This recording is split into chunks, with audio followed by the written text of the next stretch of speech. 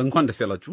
ዛሬ ደስ ብሎኛል። የመጀመሪያ በግና ፍየሎቻችንን ገዝተናል ማለት ነውና አንድ ሴት እርጉዝ ረካሽ ስለሆነ የገዛሁት አንድ ወንድ ከዛ አንድ እናት እርጉዝ ናት ከሁለት ልጆቿ ጋር ማለት ነው ገዛው። ስለዚህ አጠቃላይ ዛሬ አጠቃላይ ስንት ሆኖናል? 3 በግ 2 ፍየል ኑሮናል ማለት ነውና ዱላ ይዣለሁ ሁሉ ማለት ነው። ቤቴም አልቋል።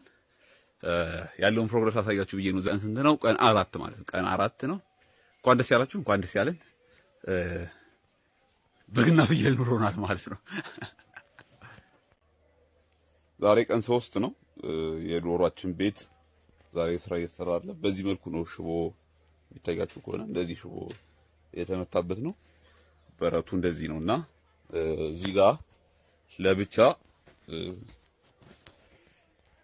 ለብቻ ከፍለን ዶሮቹ የሚያድሩበት ቤት መስራት አለብን እዚህ ውስጥ ማለት ነውና ያን ለማድረግ እያሰብን ነው። ያልቃል እሱ ተሰርቶ ማለት ነው። ዛሬ ግን በሚያሳዝን ሁኔታ ድል ለማድረግ እንግዲህ በዶሮቹና በውሾቹ መሀል ያለውን ጸብ ለመፍታት የቀረን አንድ ቀን ነበር። አንድ ቀን ማለት ነው። እና ዛሬ ውሾቹ ሌላ ተጨማሪ ዶሮች ገለውብኛል። 2 ዶሮ ገለዋል። ያቺ ጭር ያለችው ዶሮ ታስታውሳታላችሁ? ያሳቀፍኳት እሷ ትሙት አትሙት አላውቅም፣ የለችም ዶሮዋ።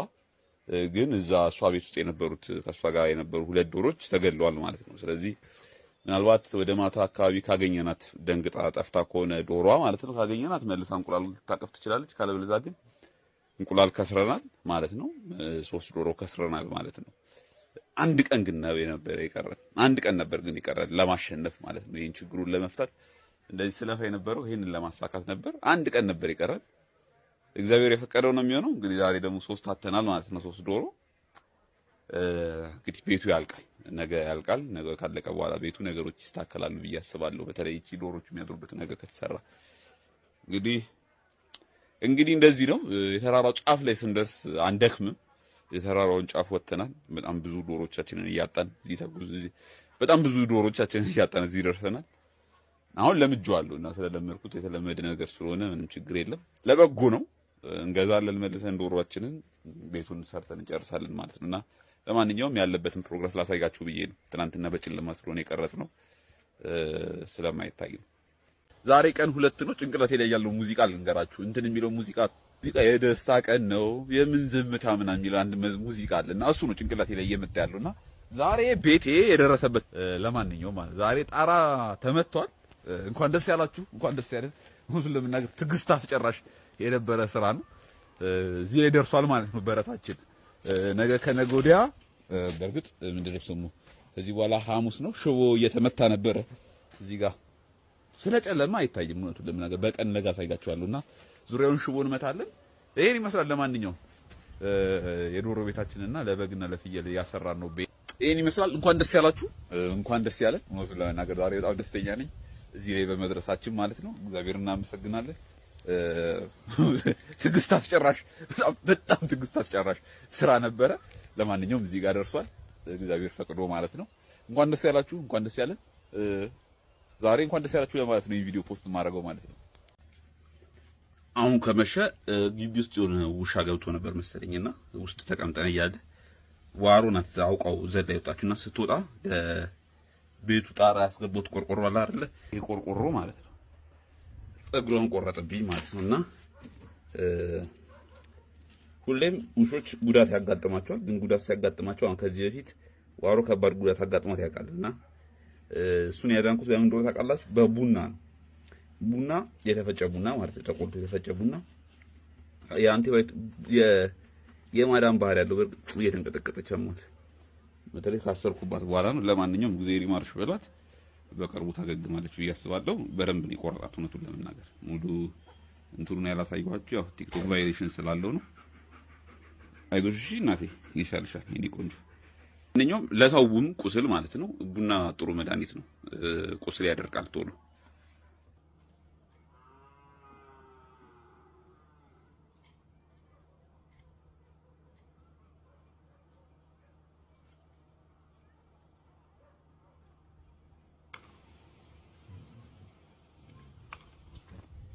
እንደሰው ነው ታhazነኝ።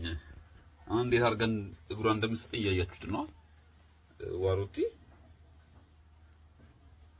እግሯን አንስታ የታመመውን ከዚህ በፊት ይሄኛው እግሯ አዲስ አበባ እያለን ጠፍታብኝ የነበረ ሰዓት ምናልባት የምታውቁኝ ሰዎች ካላችሁ አፋልጉኝ። እንትን ያልኩት ሰዓት በጣም ኃይለኛ ጉዳት ደርሶበት ነበር። ዶክተሮች ራሱ በቃ ምናምን ብለው ነበር። ግን እግዚአብሔር ረድቶን ባረግነው ክትትል በቃ እዚህ ጋር የምታዩዋቸው እነዚህ ሁለት መስመሮች እዚህ ጋር የሚታዩዋቸው ነገሮች ጠባሶች ናቸው። የሆነ ትንሽ ጠባሳ ትቶባት ዳነች እንጂ ድና ነበር።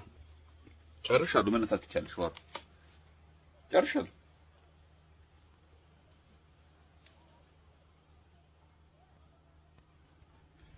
እግራችን ላይ ብላሽ መድፉ እንደግሎ እንደሚያይ ማለት ነው። እና እሱ ልታከም አይዞሽ እሺ። ለማንኛውም ቡና ጥሩ መድኃኒት ነው ለማታውቁ ሰዎች። የውሻ ባለቤት ስትሆኑ በጣም ከባዱ ነገር ምንድን ነው ታውቃላችሁ? ውሾቻችሁ አሁን እያረገፈ ያለብሰኛል ማለት ነው። ነይ አንቺ ተረኛ። ውሾቼ መታጠብ ይወዳሉ። በነገራችን ላይ ተራቸውን እየጠበቁ አሁን መኩሪያም ተነስቷል። መድፉ ታጥቦ ጨርሶ ነው።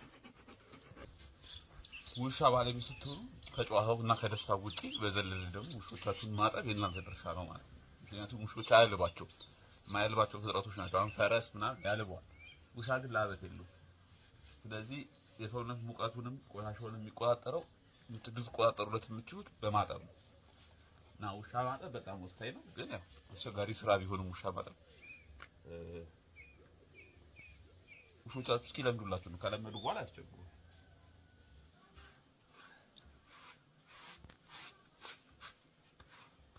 ይህ ቪዲዮ አነቃቂ ቪዲዮ ነው እና ትነቃቁ ዘንድ ይሄን ቪዲዮ ተመልከቱ።